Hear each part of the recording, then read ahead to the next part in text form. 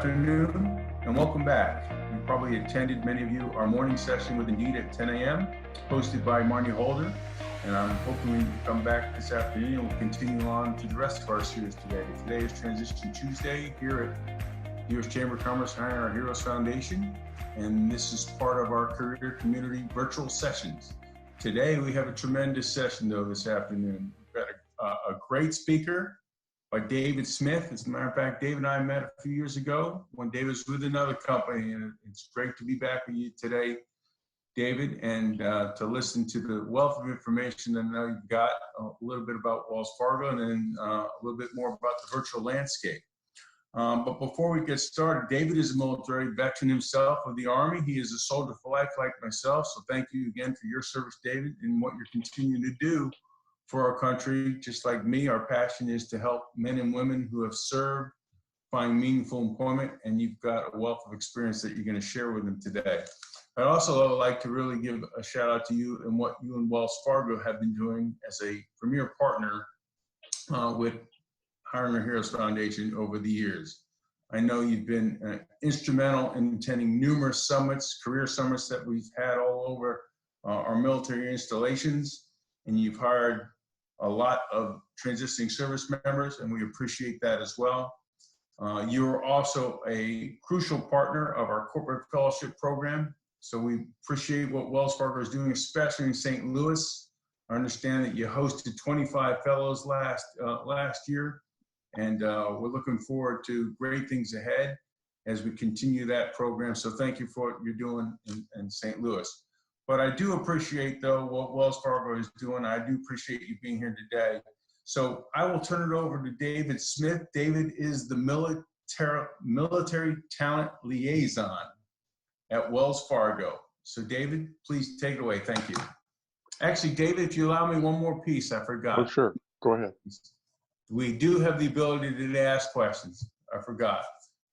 For you participating, if you would like to ask a question, at the bottom of your screen, there is a Q&A tab. If you just type in your question there, at the completion of David's presentation, David and I will both answer all of your questions. Okay, I turn it back over to you, David. Thank you. Thanks. I appreciate that.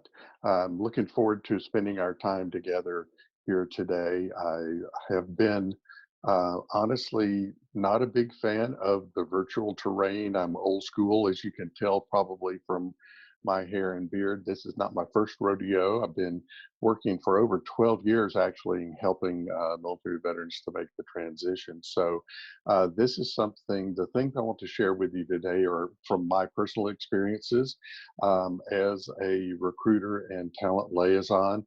It's not the official Wells Fargo navigating virtual terrain. It's David Smith from Wells Fargo who has seen a lot.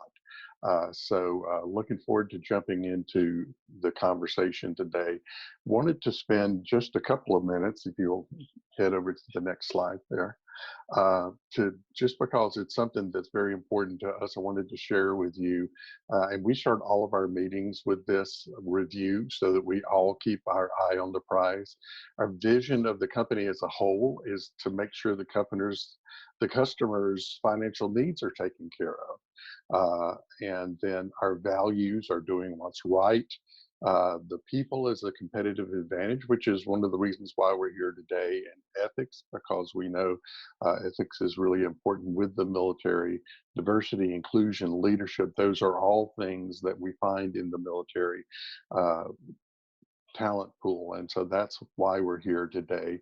And you'll notice from the goals, the team member engagement, you may not be familiar with that terminology. That basically means people feel like they're a part of something important and that their contributions are valued. If you want to go to the next slide. So what I'm going to do today is just basically to give an introduction of myself and a little bit about the company, and then we'll jump right into virtual job fairs and virtual interviews, because they both require a lot of the same but some different strategies in that regard. So a little bit about me. I was in the Army band as a musician. My primary MOS was trumpet. but also played quite a bit of keyboards in the pop and rock bands and that kind of stuff. When I got out of the military, someone told me that people with fine arts degrees often work in human resources. So I said, okay, I'll give that a shot. And 20 some years later, here I am. So I had a lot of agency recruiting experience, but then over 12 years specifically and helping veterans to make the transition into the corporate world, and those who have transitioned and find themselves misemployed, to help them as well. And then just a quick note about myself. I'm also a yoga instructor. I'm an ambassador for the Veterans Yoga Project and have had specialized training in yoga for trauma recovery and chronic pain management, and actually taught some classes at the local VA in Charlotte, North Carolina. Just so you can be aware of the company where we're located, we have, about a dozen or so major locations across the country. And you can see from the slide that we have quite a bit in the southeast, but we also are spread through the central part of the country. So lots of openings, over 200,000 employees across the country. So pretty large organization. So now we're going to talk about virtual job fairs. Like I said, I'm old school, so I really uh, was sort of brought kicking and screaming into the virtual job fair environment. But Semper Gumby, right?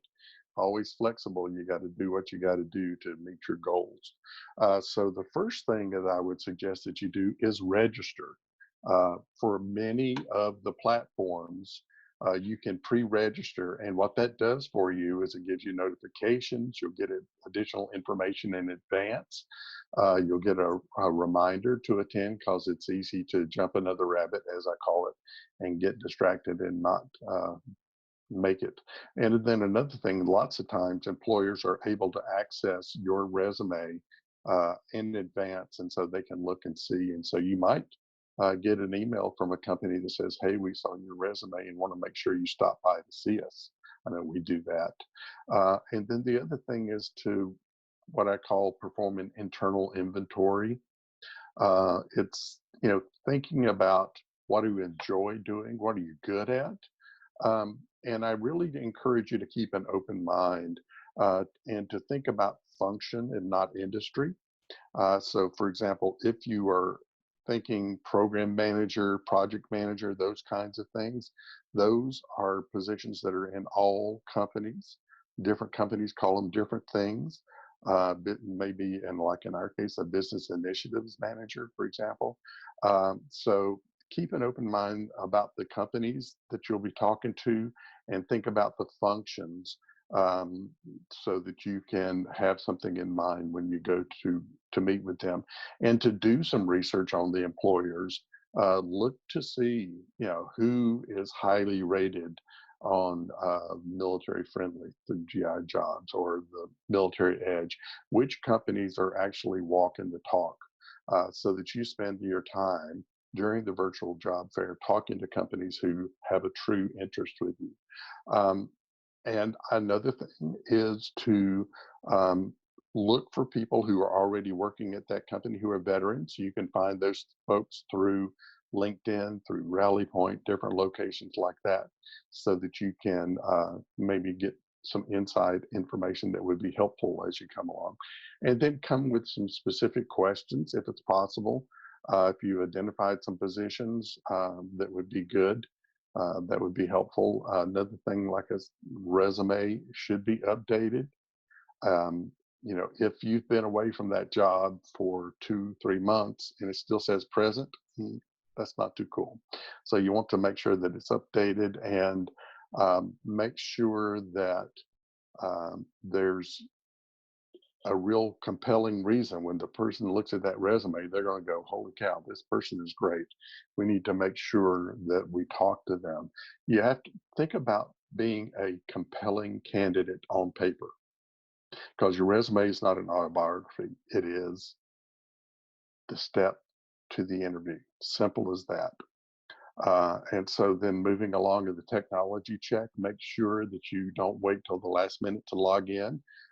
because sometimes these platforms are not, uh, as reliable as you might think. So make sure that you can get in there, and if you need to get a new password or whatever, the technology piece is really important. And make sure that you're not on a dial-up or something like that. Even if you have to go somewhere else to get a good signal, you want to make sure you do that. Um, and you want to get there as early as possible so that you can move around. There may be a lot of companies that are attending, and you may not be interested in all of them. So you want to make sure that you are efficient and that things move seamlessly for you, and make sure you understand the platform. I've had some mistakes on my own in that regard. So during the event, one of the things, and you can talk to any recruiter, any company, and the thing that they just do not want to hear is, what are you hiring for? That tells me that you aren't serious about our company. You're just wandering around to see what's what. Now, if somebody comes up to me at an event, virtually or live, and says, yeah, I saw that you were hiring XYZ and I've done such and such. Do you think that there's a potential fit there? That is the way to start having a conversation during the event. Even though you're typing, it's still a conversation. Um, uh, Limit your use of acronyms. Yes, ma'am. Yes, sir is not necessary. Um, it it's not something that will make a difference one way or the other. And in regards to your elevator speech, I just did an event just a week and a half ago. And so this is coming from my very, very recent experience. You want to have your elevator pitch, your opening statement, but it needs to not be 2 paragraphs long, because the way the formats work, when they come up, the recruiter may have more than one that they're looking at. And so if you've got a whole bunch of stuff there, then it might be difficult. And here's an example that I gave. My name is Stafford Smith. I'm separating Army on June 1st, and I'm looking for a program or project manager roles in Atlanta. I've noticed you have a lot of openings there. How do I make myself stand out? That's what we want to hear when you're talking with us. And then, of course, to make sure that you're in a distraction-free environment, you can keep the critters in the other room or the kids, that would be really good. If not, everybody understands the virtual environment that we're all living in right now. And then also, sometimes, depending on the size, it could take a while for someone to get to you. So try to be patient and hang out to give them a chance to respond to you. And then also to ask for next steps. I know for myself, lots of times I will tell people, you know, send me your resume and we'll have a conversation next week. Because this is just like a mixer where you're getting to know people and the real conversations happen later. And so that's one of the things you hopefully will hear from folks is that you'll have conversations after the event, because the event itself is the icebreaker. Next slide. It is great to send a follow-up email or a message on LinkedIn, but I'll tell you, I get so many requests for um, LinkedIn connections. If it's just, I'd like to add you to my network, those wait until I'm done with the day and start going back through. If I get an email that says, "Hey, I met you at the Hiring Our Heroes event in Fort Gordon, Georgia, and I'm transitioning in a couple of weeks," boom, that generates immediate action. So make sure you customize your message on LinkedIn. The thank you emails are great. Make sure that you mention something about the conversation so that it will draw the recruiter back. And then the next thing I think is really important, and that's more of a strategic thing, is to conduct your own after action report. How did you do? How many companies did you connect with? Were there some things that you said that you're like, "Ugh, I wish I could have taken that back?" All of those kind of things. And what, sort of do an inventory, because you will talk to a lot of companies virtually during these events. And you want to, while it's still fresh in your mind, go back through and see who you really liked, so that you can put your energy into that and then follow up, reconnect within a couple of weeks. Typically, and this is what I do after an event, send an email out to everyone that attends. It says, thanks for stopping by. Here's the information we talked about, blah, blah. So if you would reply back after a couple of weeks to say, hey, thanks for the input. I followed your advice and I did XYZ. That will go a long way. Next slide. The virtual interviews, this is really a new thing for a lot of people. I have participated in this, as I said, in the past, and found it to be very interesting. At first, I was very, very um, opposed to it, thinking this is not going to be worthwhile. How can you tell? Well, the reality is it does work. It works well. It's efficient. And after the pandemic, virtual interviews will still be happening. So if you're multitasking, this is a good time to focus on this particular thing. So if you look at the next slide, there's a couple of different ways that these happen. One is what I call static or one-way video interviews. There's several different platforms that use this. And basically what you do is you're online, you get a question, you have a certain amount of time to prepare for it, and then you record your answer. So it is a one-way thing. You get the questions electronically and then you answer. And then what happens on the other side is somebody such as myself will sit there and watch, 20, 30 of these interviews and then decide who goes to the next level based on that interview. So that's basically how it works. So you want to make sure you won't get the questions very far in advance, but you can prepare yourself to what they're likely to have by really knowing the job description and the requirements, because basically what's going to happen is those questions are designed to give you an opportunity to express how your experience in education will have prepared you for success in the role. So practice before you perform. As I said in the beginning, I'm a musician, so I'm a big fan of practice. And I would say practice answering questions that you expect time and time again. Same question, new answer, or try to do the same answer. And then also the practice using the same device that you will be doing the interview, so there's no surprise. And to be alert to the time windows, because sometimes you only have a couple of days to get these things submitted, and then you'll miss out completely. Another thing I would say is to make sure that you use the newest device that you can get your hands on, because the resolution and all that kind of stuff on the video is going to be better. Dress for the job completely. I know we've all seen the videos where people were doing Zoom meetings or that kind of thing, and then accidentally, absent-mindedly stood up and walked away from the camera, only to show that they were not dressed from the waist down. So make sure that's not you. One thing I would say is do not read your answers. I know it's, like I said, to prepare yourself, but you don't want to be seen as reading. And I have seen that where someone would be, they prepared answers to generic questions, and then regardless of what the actual question was, they just read what their answer was. So do not read your answers, and make sure there's no distractions behind you as far as uh, mirrors or anything like that.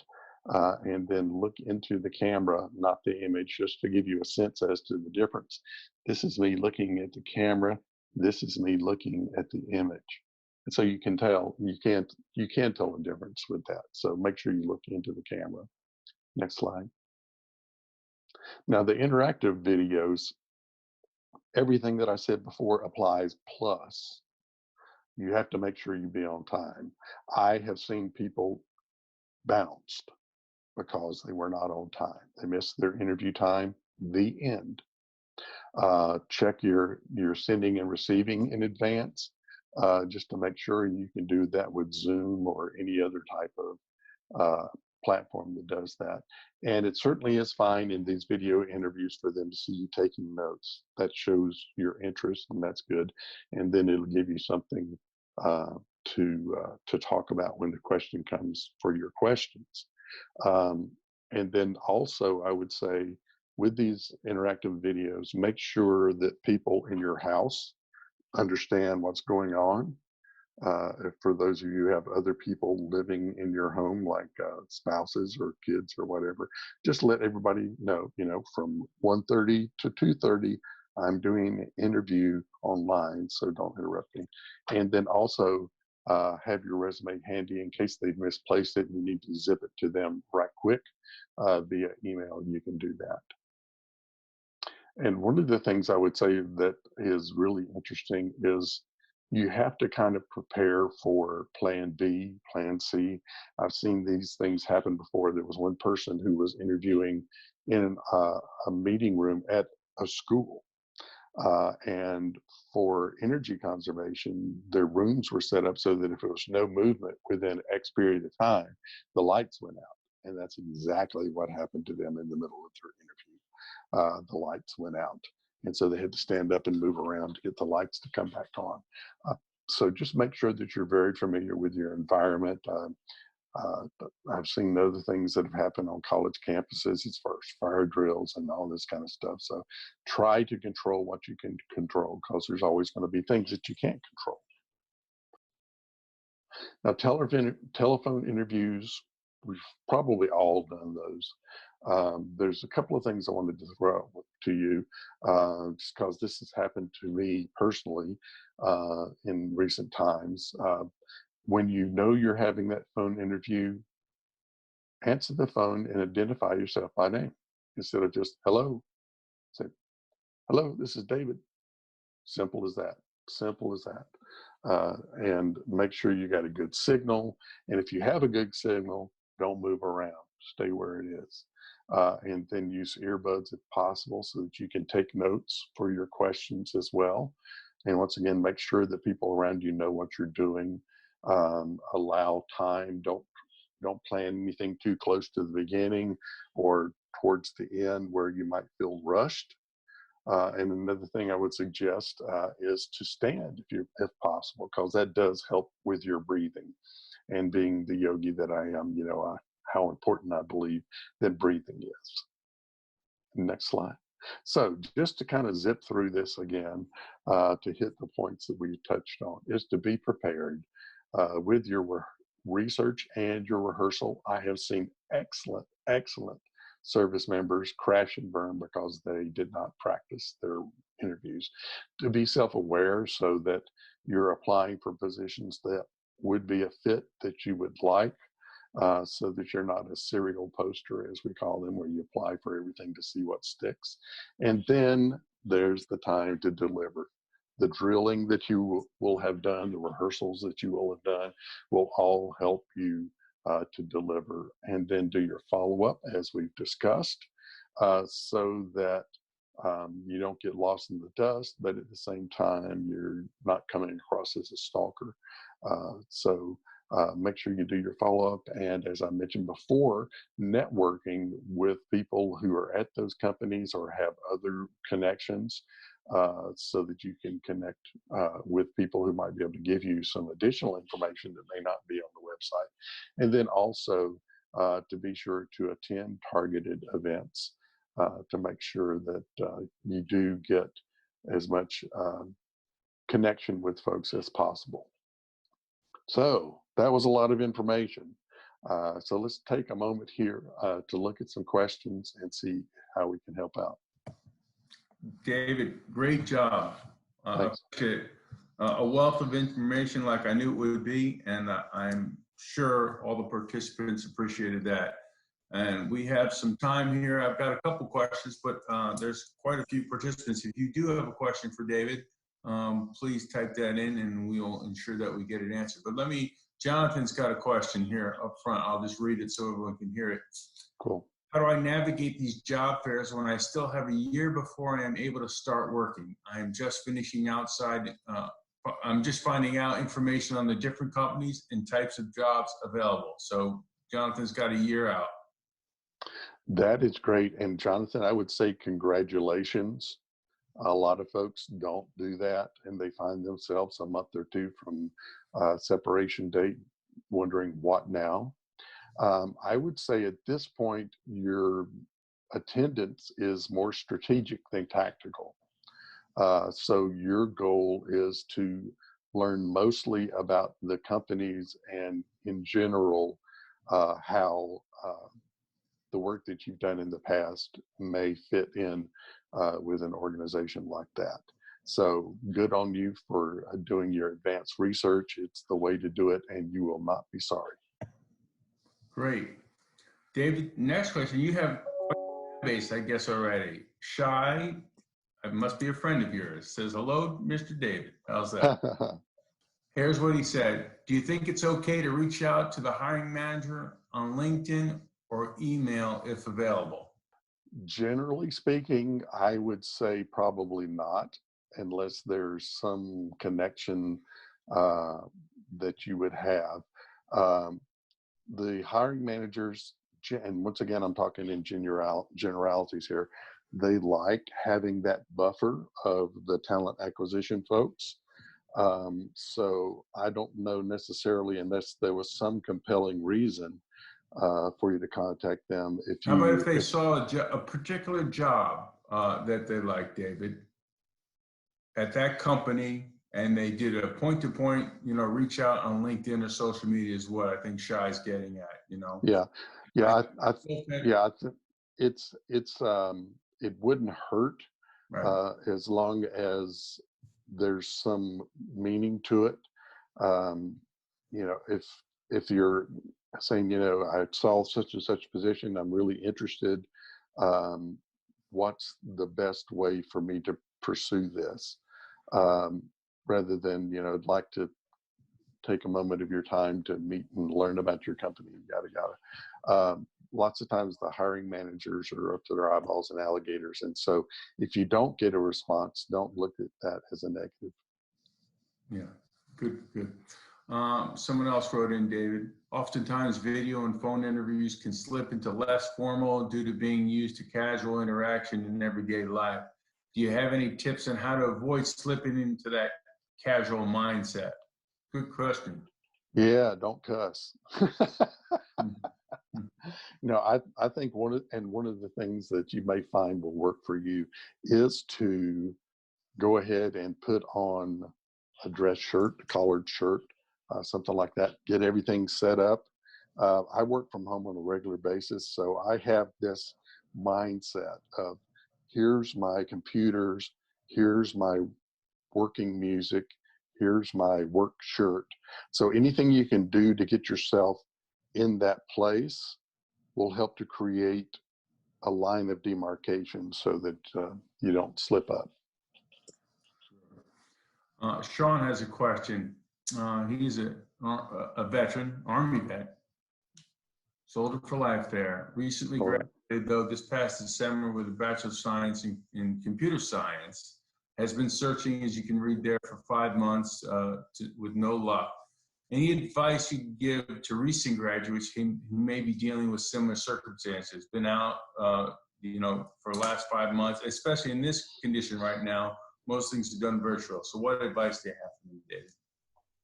Yeah, that can certainly be a challenge when you're looking at making a transition, not only from the military, but into a special area where you may have had training, but not specific hands-on experience. So you certainly are not alone in that regard.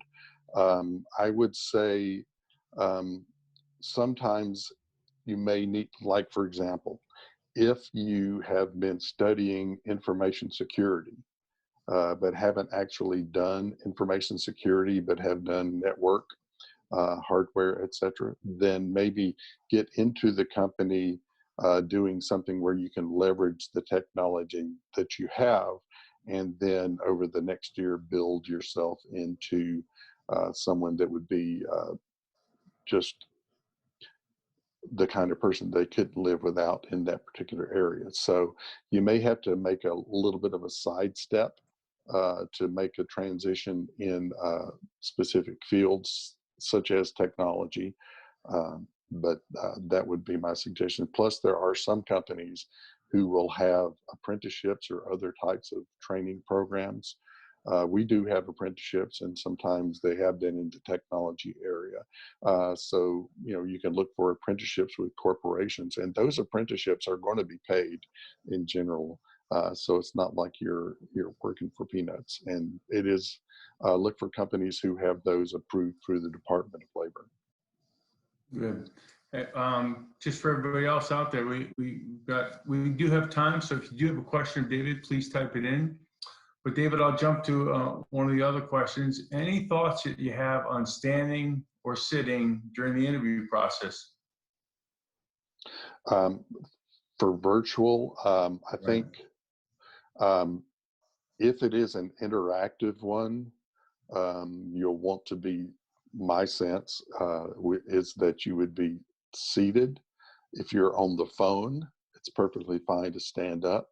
But one of the things you'll find in these type of interactions is you want to match the person that you're working with to a certain extent. Now, if they get too casual, you don't get too casual. But generally speaking, try to match the vibe that you're getting from the person you're interacting with. Great. I've got a question, actually. I'll go back to the. Sure. I've been thinking about this, David, here. You gave some great techniques, but in the virtual, should they pre-type some of their responses so that they can cut and paste and be quick to respond to questions during, a career fair? I would say very possibly so. I do that myself because there was a job fair recently where I had 4 conversations going on at the same time, and so some of the basic things like, here's my email address, send me your resume, and we'll talk next week. Things like that. I definitely did. I wouldn't have paragraphs worth, but yes, a couple of snippets to make sure that you are able to respond promptly would be good. Becky here has a question for you. She's seeking a career in event planning, not your traditional military MOS, and she's looking for. Most job fairs, she hasn't seen too many positions in a company's hiring for that. Any recommendations for that? Yes, and that is a fascinating job, and actually my wife has done some of that work as well, so I do have a sense as to what's involved, and my hat's off to you if you're able to effectively do that. The interesting thing about event planning and corporations is I have never seen it where that's their full-time job. It may be something that they do as a part of their job, but it's rarely a full-time position within itself. So to look and see how companies might be looking for someone in a business support role, and that's part of the requirements. So maybe doing your searches using those terms, but maybe not expected to be a regular full-time job. She had another good question. Some of these job fairs or career fairs virtually are specific to certain jobs. But what Becky's asking, though, should she attend that just to get some practice, even though she might not be interested in those types of jobs? I think that it wouldn't hurt for her to check with the major corporations at those events to see how they approach that piece of it. Some companies will pass it out to third-party organizations to handle. Some folks do it on their own, but it certainly would be worthwhile to attend the career event. And in your opening statement, like we were saying, I'm transitioning. I've had a lot of experience with event planning. I was wondering, does your company coordinate their own events, or do they use third-party organizations? Great conversation starter. Right. Someone else just reminded me that and you can correct me if I'm wrong, David, but the event planning is sometimes often marketing jobs, right? And events manager type jobs. So that might be the place for Becky to go ahead and search to make sure that might be a good fit for her. True. Let's see. Someone's asking, can you recommend any additional resources to continue learning about this topic? You've been tremendous, but do you know any other resources out there? Oh, sure. There's tons. You can just go on to any of your search engines like Google or whatever, and type in success at a virtual job fair. Boom. You will see articles where there's people will have top 10 things not to do at a virtual job fair and all this kind of stuff. There's tons of information out there. It's amazing how it has really expanded in the recent months. Yeah, and I'll take this opportunity, David, to talk about one that I'd like to promote a little. This on the 8th of this week at 1 p.m. Hiring Our Heroes is partnered with MOA, Military Officers Association of America, to run their own virtual career fair. So if you are interested, please go to our website at hiringourheroes.org and go to the career community, and you may pre-register, as David highly suggested early on, pre-register for this event. You've got the list of companies that are hiring. There are 25 companies. You can go ahead and do the research, as David alluded to, but we'd appreciate you can register, but a good opportunity. I will be there. Thank you. Virtually, yeah. So Maurice is asking, why do you suppose Wells Fargo is targeting veterans at such a high rate, and does Wells Fargo actually have a military department? Great question. Absolutely. And it's one of the things that drew me to Wells Fargo. As I said early on, a lot of people talk about it, but not many companies are willing or able to invest the resources to make it happen. Like I said, there's a dozen people whose full-time job is to help military people get hired at Wells Fargo.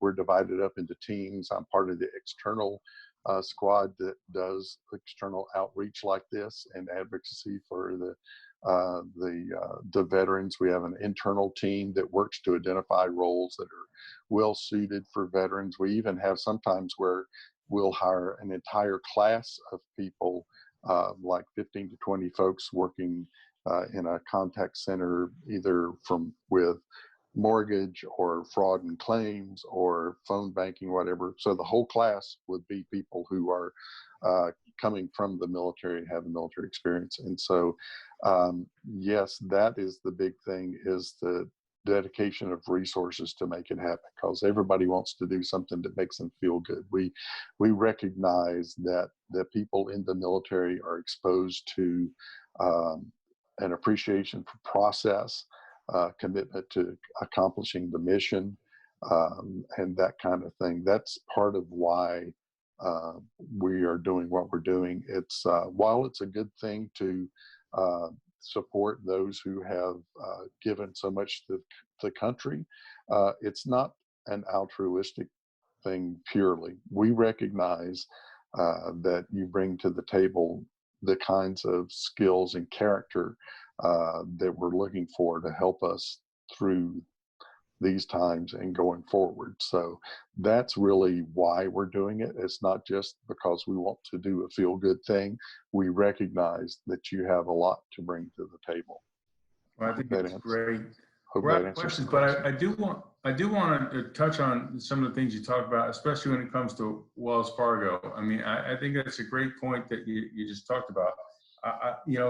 Just in general, a couple of things during this, current environment we have. Is Wells Fargo hiring? Do you recommend the folks that are listening go to your website? I know you notice that you're more or less a veteran-ready company. You've got a great military tab there that I approached, and it looks like you got a tremendous culture. As a matter of fact, David, I read 54% of the vets in the company have been there for 5 years or more. That's tremendous. So can you talk a little bit about some of your hiring initiatives, maybe, especially during this environment right now, and maybe why your retention's so high? It sounds like you got a tremendous culture there. Yeah, it is.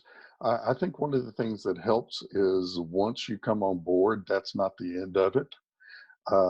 We have a very active employee research source network, so you get to hang out and do things with other vets. I think that that's really an important piece of it, plus the training that we provide to hiring managers so that they can know there may be some nuances to working with someone who's recently separated. So I think that that's really kind of part of it all that makes it so that people do want to stick around. It's been a great experience for me. As I said, I've been doing military recruiting for a long time, and to be with part of an organization that really is committed to making things happen, and they are uh, committed, hardworking people with a good heart, I think is really an important piece to it. Just if I could do a real brief commercial, we do our own webcast every other Tuesday night to talk about more specifically our company and the kinds of roles, the lines of business, what our particular hiring process looks like. And so I think we have a slide that shows the link on that. But if you are interested in participating in one of those webcasts, you can send me an email, and I think my email is included in the deck here.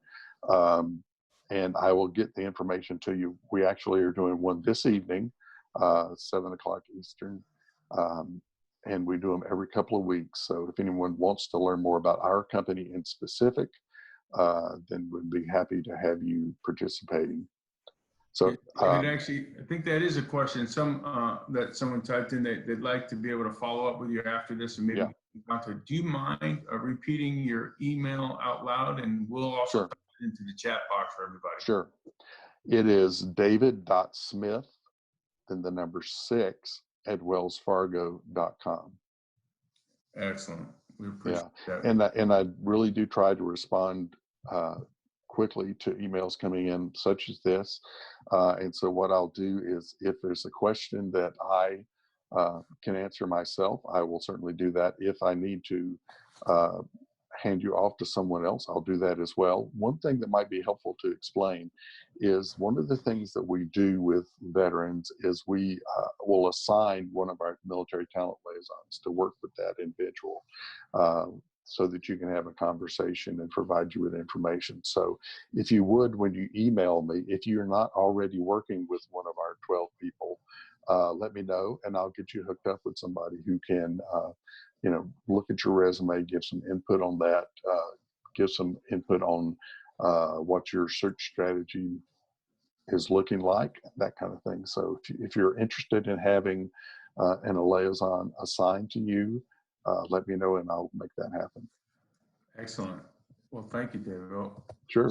Take over the camera. I think that's who they're seeing. I'm going to wrap it up. Doesn't look like any more questions, but I'm just going to close it out. One, I'll give David in a second an opportunity, but some great takeaways from this conversation, David, and I think everyone will appreciate it. The one slide that you did, you call it Elements of Successful Application Strategy in a Virtual Environment. I think that is a tremendous, there you go. Thank you, Brett.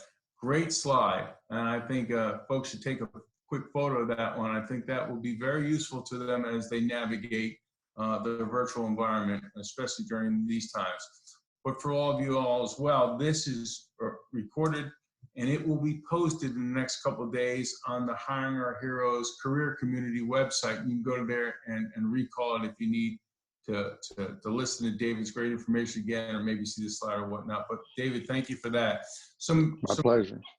Tips that I really personally took away, I think everyone is the elevator pitch, as you talked about, maybe one paragraph, maybe two at the most you suggested. Researching of the company is important before you start to have a conversation with them. Sending them a thank you email at the completion of it, appreciate that. And on the interviews, I took away the part about telling people to make sure that they practice before they do. And I think most people listening here or have served in the military or are still in the military, and you all know what practice is all about, especially as you get ready to go in front of those boards for the E5, E6 board. Or Soldier of the Month board, you know how to practice in the mirror, in a mirror, and that was just great advice there. So I think we all took a lot away today, David, and I appreciate it very much. So the rest of you, David, actually, I'll turn back over. Any closing comments before we end this session? Thanks, I appreciate that. I would say, it's great that today, not only can you practice in a mirror, you can practice in your phone, and it will not lie to you. If you watch it back, it will speak truth. So, make sure that you take advantage of that technology. I'm real happy to be a part of this, proud of you for taking the time to do what needs to be done in order to prepare yourself for that success. So congratulations on that, and look forward to connecting with you online. Thank you again to you, David, and to Wells Fargo for your participation today. For the rest of you out there, so you've had two sessions today on Transition Tuesday. The theme is virtual. We have one at 4. I'll host that again with Spectrum, and then one at 7 p.m. If you're up that late, we'd like you to join us on LinkedIn with Sarah Roberts. So 2 additional sessions that we'll have today. Just a reminder about the 8th at 1 p.m. Please register if you're interested in our own internal virtual career fair, our partnership with MOA. You can go ahead and register on that. And then again, if you're interested in looking at our website, hiringourheroes.org, our career community, for any follow-on sessions. Jen, thank you very much. The best of luck to you in your transition, and have a great day. This ends our session.